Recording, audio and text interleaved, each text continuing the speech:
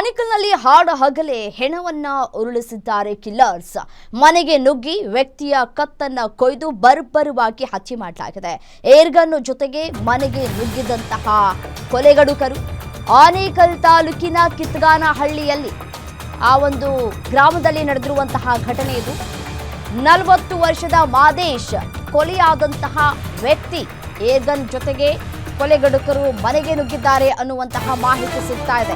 Provision store ಇಟ್ಕೊಂಡಿದ್ದಂತಹ Madesh ಮನೆಯಲ್ಲಿ ಇದ್ದಾಗ ಏಕಾಏಕಿ ಈ ಹಂತಕ ಮನೆಗೆ ನುಗ್ಗಿದ್ದಾನೆ.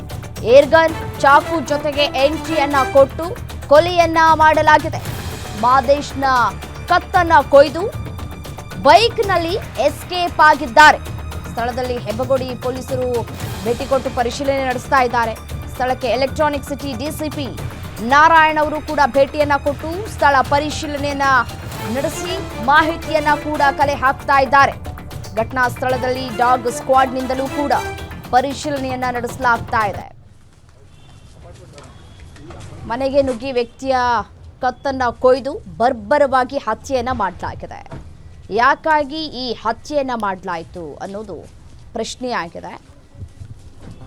ಅವರು ರಾತ್ರೋರಾತ್ರಿ ನುಗ್ಗಿ ಕೊಲೆಯನ್ನ ಮಾಡಿದ್ದಾರೆ.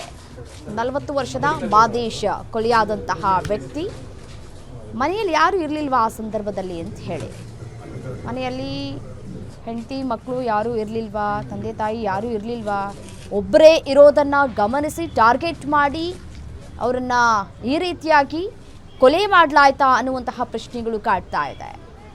ಆನೇಕಲ್ ತಾಲೂಕಿನ ಕಿತ್ತಗಾನಹಳ್ಳಿ ಗ್ರಾಮದಲ್ಲಿ ನಡೆದಿರುವಂತಹ ಘಟನೆ ಇದು. ಘಟನಾ ಸ್ಥಳಕ್ಕೆ ಪೊಲೀಸ್ ಅಧಿಕಾರಿಗಳು ಡಿಸಿಪಿ ಕೂಡ ಭೇಟಿಯನ್ನು ಕೊಟ್ಟು ಪರಿಶೀಲನೆ ನಡೆಸಿ ಮಾಹಿತಿಯನ್ನು ಕೂಡ ಕಲೆ ಹಾಕ್ತಾ ಇದ್ದಾರೆ.